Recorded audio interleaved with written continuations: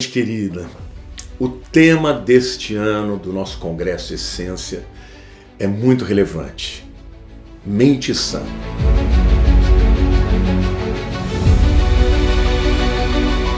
Afinal de contas, ter uma mente sã faz toda a diferença se você vai viver feliz ou não, se vai ter uma vida produtiva ou não, se os seus relacionamentos serão ou não saudáveis. A Organização Mundial da Saúde diz que 80% de todas as enfermidades são psicossomáticas, ou seja, iniciam na mente e a mente acaba sendo o gatilho para que elas se manifestem no corpo físico. Bom, os estudiosos do comportamento, eles procuram entender as respostas que os indivíduos têm ao meio ambiente. E eles tentam entender por que as pessoas têm os temperamentos, por que têm respostas, singulares de cada um. E muitos deles se dividem, essa é a verdade. Alguns acreditam que nós somos muito mais resultado da nossa genética. Outros acreditam que somos resultado do meio ambiente. E há aqueles que acreditam que esses dois elementos é que formam quem somos. Vamos ver o que a palavra de Deus diz. Romanos 12, versículo 2 diz assim: E não vos conformeis com este século, mas transformai-vos pela renovação da vossa mente, para que experimenteis qual seja a boa, agradável e perfeita vontade de Deus. Nós temos algumas coisas muito interessantes aqui nesse versículo. Primeiro, que somos seres em constante transformação. Paulo está dizendo que ou podemos ser conformados com o século, ou podemos ser transformadores. Se somos conformados, somos agentes passivos. Se somos transformadores, nós é que podemos ser instrumentos de mudança na nossa própria mente e, como consequência, mudança no nosso corpo e mudança em quem realmente somos. É muito importante que você entenda também que aqui temos dois imperativos. Portanto, é absolutamente necessário que você interaja nos seus pensamentos, nos seus sentimentos e que você faça as escolhas de quem você é. E aqui eu começo já a entrar nesta questão, nesse tema, porque muita gente me procura com problemas psicológicos, alguns com depressão até profunda, e as pessoas geralmente querem uma resposta que venha de fora, um remédio, um aconselhamento, e poucos entendem a importância que eles mesmos têm na mudança e na saúde da sua mente e do seu cérebro. Tá bom? Então quero fazer aqui algumas reflexões, gente, que são muito importantes, que podem mudar a sua vida. A primeira reflexão é que as nossas escolhas mudam o nosso cérebro. O nosso cérebro, ele tem bilhões e bilhões de células chamadas neurônios. Esses neurônios se conectam, se ligam através de conexões eletroquímicas. Existem, obviamente, você já deve ter ouvido falar dos neurotransmissores, que são elementos químicos que ficam entre os neurônios, porque eles não se tocam, mas eles ficam muito próximos nessas chamadas fendas sinápticas. Então, o pensamento, ele acontece através dessas conexões neuronais. E quando a mente é saudável, essas conexões fluem de maneira muito mais fluida, E, em contrapartida, quando o indivíduo está com depressão ou com qualquer outro tipo de patologia, não acontece de maneira natural. Agora, o que a Bíblia diz é que as nossas escolhas do que eu penso, escolha do que eu permito que a minha mente fique pensando, vão determinar quem eu sou, quem o meu cérebro se tornará. Porque essas conexões, elas formam estruturas de pensamento.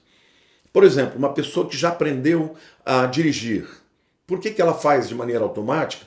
Porque já existe no seu cérebro, num lugar, uma estrutura de neurônios específica para tratar dessa questão. Então, toda vez que você vai dirigir, o teu cérebro acessa aquela área.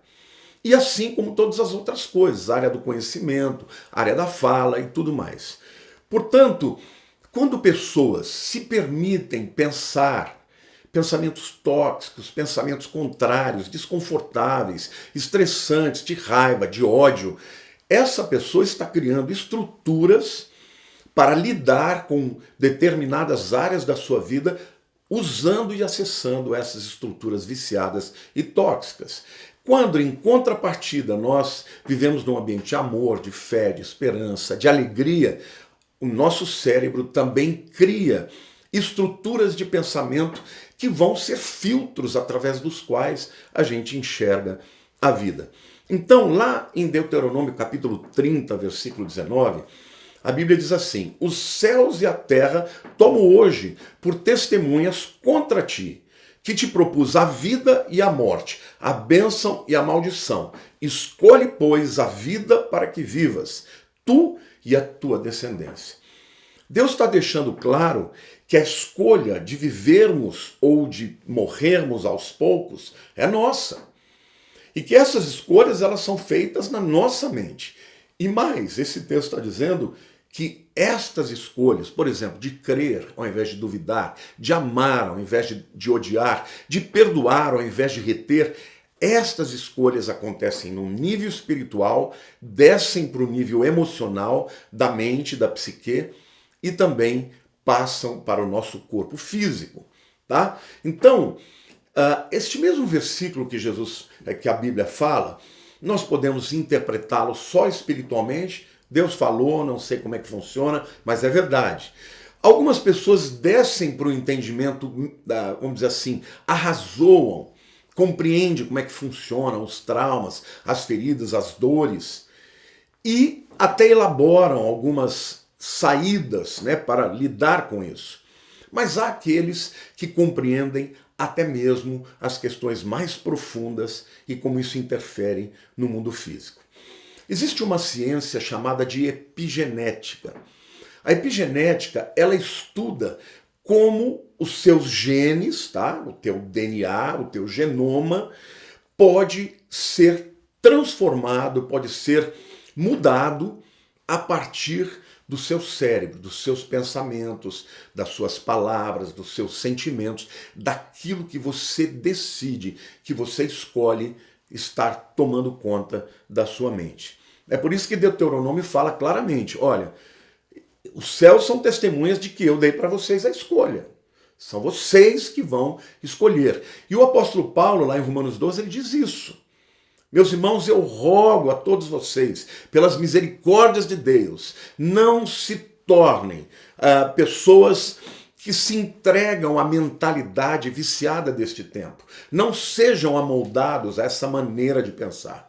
Sejam transformados da vossa mente para que vocês possam experimentar o que é a boa, perfeita e a vontade de Deus. Ou seja, para que vocês vivam num ambiente agradável, feliz, cheio de amor e que desta maneira sua mente afete o seu corpo de maneira positiva. Eu vou dar aqui alguns entendimentos para você. Os seus pensamentos, os seus sentimentos, as suas escolhas, elas não afetam só o seu espírito. Elas afetam a sua mente e afetam também o seu corpo. Porque estes pensamentos, se são prolongados, eles podem ser gatilhos para que alguns defeitos genéticos se expressem e se manifestem. É por isso que a Organização Mundial de Saúde diz que mais de 80% dos cânceres vêm como resultado de uma mente estressada. Já existia lá, né, a propensão genética, mas o trigger, né, o gatilho, aquilo que vai fazer com que aquele defeito genético se manifeste, tem muito mais a ver com a sua mentalidade do que propriamente com o gene em si. Então, as nossas escolhas, segundo a palavra de Deus, elas não afetam somente a nós, elas afetam também a nossa descendência. O que a epigenética diz, gente, e aqui eu vou dizer para vocês que a epigenética responde a alguns mistérios que a genética nunca conseguiu entender. As pesquisas mostram que o teu DNA, ele é transformado de acordo com os seus pensamentos. Ou seja, se você é uma pessoa que alimenta pensamentos negativos, raiva, ódio, ressentimento, dúvida, medo, pessimismo. O que isso faz com o seu DNA? Existe uma área do teu cérebro chamado hipocampo. Esta área, ela é responsável, dentre outras coisas, para transformar a memória de curto prazo em memória de longo prazo, tá? Neste hipocampo, quando você tem pensamentos tóxicos, os genes vão ser transformados, né? Em contrapartida, quando você vive dentro de um ambiente saudável, de amor, de esperança, de alegria, de riso, os genes dessa área do hipocampo que formam as memórias, eles liberam o que a gente chama de os princípios de acetilcolina, né? Que é um transmissor chamado um neurotransmissor do bem, né? São sinais que são dados para o DNA, para o código genético, e aí as suas memórias são memórias positivas, são memórias reconfortantes. O que acontece com isso? Quanto mais desses genes, né, vamos dizer, saturados de acetilcolina, quanto mais você terá facilidade, por exemplo, de enfrentar as situações da vida sem responder com estresse. Tá? O estresse, em contrapartida, ele agride o seu corpo, ele faz com que o seu corpo comece a agir contra si mesmo. Muitas das doenças autoimunes são resultado de um gatilho, de um estresse prolongado, de tristeza, né, de pessoas que passam por problemas profundos e que não saram daquilo. Então, o que a epigenética afirma e já provou é que o DNA de uma pessoa, ou seja, a genética de uma pessoa, muda de acordo com o estilo de vida dela. E tudo aquilo que é introjetado na sua genética passa para os seus descendentes. Olha, gente, para vocês terem uma ideia, médicos descobriram que pacientes que contraíram HIV, portanto, são imunodeprimidos, mas pacientes que estavam vivendo num ambiente cheio de amor, de esperança, de alegria e, sobretudo, de fé, esses pacientes, eles têm um sistema imunológico 300.000 vezes mais poderoso do que os mesmos pacientes que portam HIV, mas que são pessoas tristes, sem esperança, com raiva e tudo mais. Ou seja, a maneira como você responde às demandas da vida, aos inputs que você recebe na vida, vai fazer com que as consequências não sejam somente espirituais e emocionais, elas sejam físicas também. Mas sabe qual é a boa notícia, gente? Que tão logo o indivíduo mude o seu comportamento, tão logo ele substitua o estresse pela paz, ele substitua o ódio pelo amor, a dúvida pela fé, o sistema imunológico começa a responder. Não é maravilhoso isso, gente? Então a conclusão é que uma mente sã é resultado das nossas escolhas, do que cremos, do que pensamos, do que sentimos. Davi dizia: ó minha alma, porque estás abatida, espera em Deus. Ou seja, é muito importante, querido, que você que está passando por estresse, por depressão, por tristeza, que você levante a cabeça, sabe? E sacode a poeira e dê a volta por cima, eleva os teus olhos para o monte, para os montes. De onde vem o meu socorro? O meu socorro vem do Senhor. Isto vai mudar não somente o teu espírito, mas a tua alma e também o teu corpo. Então, a visão de mundo que cada pessoa tem muda a resposta do seu corpo em relação ao meio ambiente, tá bom? Lá em Êxodo capítulo 34, versículo 7, a palavra diz assim, que ele é um Deus que guarda a misericórdia em 1000 gerações, que perdoa a iniquidade, a transgressão e o pecado, ainda que não inocente o culpado, e visita a iniquidade dos pais nos filhos, e nos filhos dos filhos, até a 3ª e 4ª geração. Uau! Parece que a Bíblia está dizendo aqui, gente, que a iniquidade dos pais passa para os filhos, até a 3ª e 4ª geração. Puxa vida!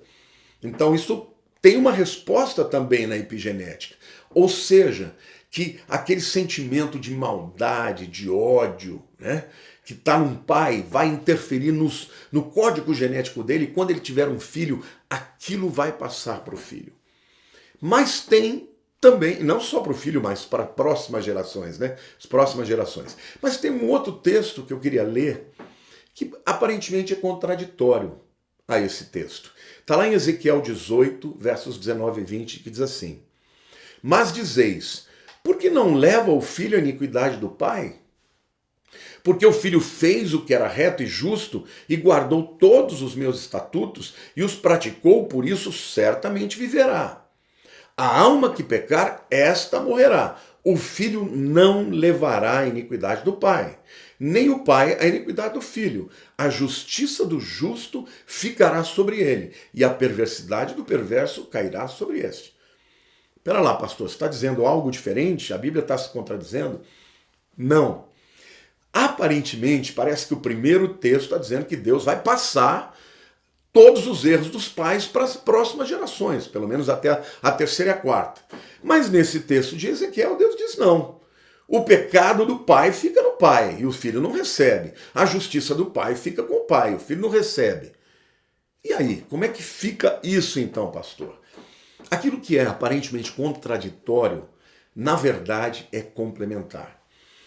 O que eu entendo, gente, que esses textos aqui, eles não se contradizem.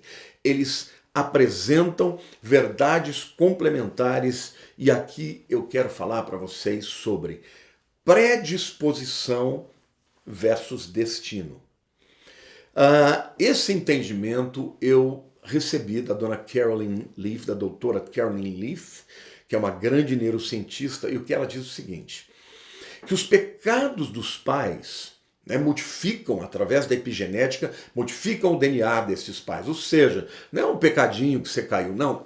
Expor-se a um pensamento ou uma mentalidade ao longo da vida pessimista, negativa, aquele tipo de gente que não ama ninguém, que tem raiva do mundo, que tem aquelas máximas, né? Amigo é o dinheiro no bolso, o dinheiro no colchão, não confia em ninguém. Esse tipo de pensamentos horrorosos, esses modificam o DNA, tá?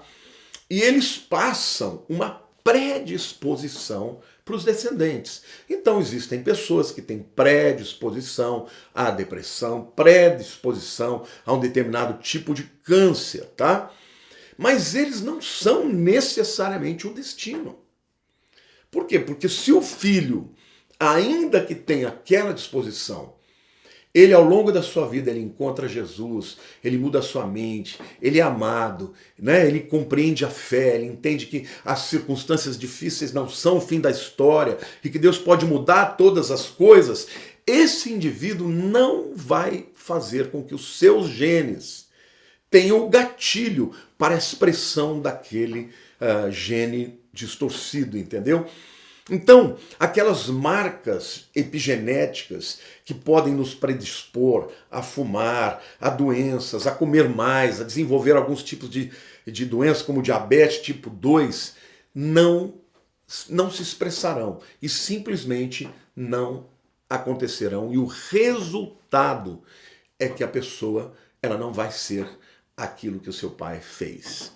Vocês entendem o que a Bíblia está dizendo? Que quando Deus fala, né, que Deus visita a iniquidade do pai nos filhos até a terceira e quarta geração, ou seja, de alguma maneira isso interfere no DNA de quem viveu daquela maneira errada e isso vai para as próximas gerações. Mas não como um determinismo, não como um destino absoluto. Vai como uma predisposição. Se encontrar lugar na mente e no coração do indivíduo, acontecerá. Se não encontrar, obviamente, o indivíduo é livre daquela cadeia e vai ser feliz e vai ter uma mente sã. Então, queridos, o que eu quero dizer para vocês agora é que a solução para termos uma mente sã é a graça de Deus. E aqui eu quero dizer algo muito importante. Nós podemos, até para questões didáticas, analisarmos todas as coisas do ponto de vista espiritual, emocional ou físico. Mas a verdade é que nós somos um ser só. Você é tudo isso, você é espírito, você é alma e você é corpo. E para que você tenha uma mente sã, você deve também buscar ter um espírito renovado, restaurado. Para que você tenha um corpo são, você deve ter também, além do espírito restaurado, uma mente restaurada, uma mente sã. Ou seja, essas valências são intercambiáveis. Estes universos, eles são intercambiáveis. Bom, eu queria dizer para vocês que tudo isso que eu estou dizendo é tão sério que, por exemplo, fizeram um estudo com 2 gêmeos univitelinos. Vocês sabem que os gêmeos, eles têm o DNA idêntico, porque eles vêm do mesmo ovo, ou seja, do mesmo espermatozoide, com o mesmo óvulo, que se juntaram, formaram um ovo, né? Os gêmeos univitelinos, eles não são formados na concepção. Por volta do 8º dia é que eles se dividem. Mas eles são geneticamente idênticos. Se você pegar 2 irmãos, até o fingerprint, como é que chama? Meu Deus, a digital dele é idêntica do irmão. Então, os cientistas começaram, por exemplo, a estudar o porquê que um dos gêmeos desenvolveu a diabetes e o outro não. Ora, se eles são geneticamente idênticos, eles deveriam ter uma resposta genética idêntica ao meio ambiente. Mas não. Um deles desenvolveu a diabetes tipo 2, o outro não. E os cientistas começaram a analisar o comportamento e perceberam que um dos gêmeos tinha uma tendência mais pessimista, que o levava a buscar alimentos, mas principalmente de carboidrato, né? Que para, de alguma maneira, trazer um bem-estar para ele, e isso acabou, né, sendo o gatilho para que ele desenvolvesse a diabetes tipo 2.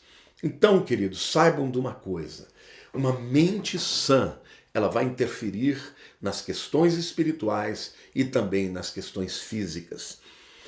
E eu quero terminar esta palavra voltando para o início.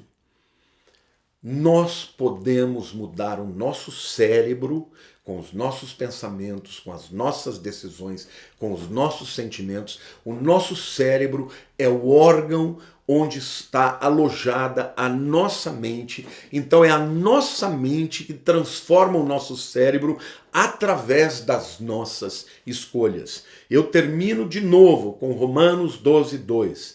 E não vos conformeis com este século, não sejam amoldados, não estejam debaixo, né, do viés, né, da égide, da força transformadora deste mundo, mas ao contrário, transformai-vos pela renovação da vossa mente. E saiba, gente, aqui também tem um elemento científico importante. Paulo escreveu há quase 2000 anos atrás. Até aproximadamente 25 anos atrás, os cientistas acreditavam que nós já nascíamos com todos os neurônios do nosso cérebro. Mas, aparentemente, nos últimos anos se descobriu uma coisa, um processo chamado de neurogênese. Ou seja, todos os dias da nossa vida, o nosso corpo produz novas células neuronais. Isto significa que aquela área, por exemplo, aquela estrutura cerebral, aquela estrutura de neurônios, através da qual você enxergava, por exemplo, o seu casamento, e talvez fosse de uma maneira pessimista, você não precisa permanecer assim. Porque Deus te dá todos os dias novos neurônios. Então, se um teu casamento no passado não deu certo, não significa que a tua leitura sobre o casamento tem que ser esta. Deus pode te dar, através da decisão, da tua escolha, de crer, de ser curado, de receber a graça de Deus, a capacidade de criar uma nova estrutura de pensamento alojada no seu cérebro, para dizer uma coisa: você vai ter uma nova história no seu casamento. E aí você começa a construir lembranças, sentimentos, convicções a respeito daquela área, através do viés da fé, da esperança, do amor e da alegria. E aquela estrutura viciada, quando ela deixa de ser usada, como tudo na vida, ela começa a se desfazer. Eu quero dar um exemplo aqui da minha própria vida. Eu era um jovem que estudava violão 15 a 16 horas por dia. Eu não precisava esquentar. Eu pegava o violão e já sabia quebrando todas. Eu fiquei muitos anos sem tocar violão, depois que eu me casei, depois que eu fui para o ministério. Sabe o que aconteceu, meus queridos? Hoje eu ainda toco violão, mas eu sou incapaz de fazer aquelas coisas que eu fazia no passado, tecnicamente. Eu consigo reproduzir coisas muito mais simples, ainda toco bem, mas não sou mais aquele exímio violonista. Por quê? Porque a estrutura do meu cérebro, que dizia respeito, aquelas habilidades, elas foi se desfazendo. O que eu quero dizer para vocês é que nada na sua vida é definitivo. Quando Jesus entra na sua vida, quando Jesus entra no seu coração, quando o Espírito Santo entra na sua vida, ele quer começar a transformar a sua mente para que os traumas do passado, que eram lembranças definitivas, gradativamente sejam trocados por lembranças do presente, por amor, por esperança, por fé, por alegria, por companheirismo. Então eu quero declarar para você, querido, você não precisa viver da maneira que você está vivendo. As suas patologias, as suas depressões, as suas tristezas, os seus traumas, você jamais esquecerá deles? Jamais. Mas eles não precisam definir quem você é hoje e tampouco definir quem você será no futuro. Eu termino dizendo que pessoas felizes vivem mais, que pessoas alegres e cheias de esperança têm muito mais saúde. Há muita gente que eu conheço que tem dores no corpo inteiro e que são todas elas consequência de uma vida, de uma mente cheia de pensamentos tóxicos. Deus é bom, Deus é amor, Ele se importa com a sua vida, Ele te ama muito. Então, querido, toma posse, leia o que esse texto está dizendo, creia nele. A palavra de Deus tem poder em si mesma, porque todos os inputs que a gente tem na vida, tudo que a gente ouve, que vem para nós nesse mundo, de alguma maneira vão transformar o nosso cérebro. Mas a palavra de Deus, ela tem poder criativo, ela tem poder para destruir sofismas, ela tem poder para construir uma nova visão, uma nova mentalidade. Então, em nome de Jesus, receba esta palavra, receba esse instrumento de transformação e a tua mente será muito mais saudável, muito mais sã. Eu espero que você tenha gostado dessa palavra e outra coisa, coloque em prática, que ela vai mudar a tua vida. Um beijo no teu coração, em nome de Jesus.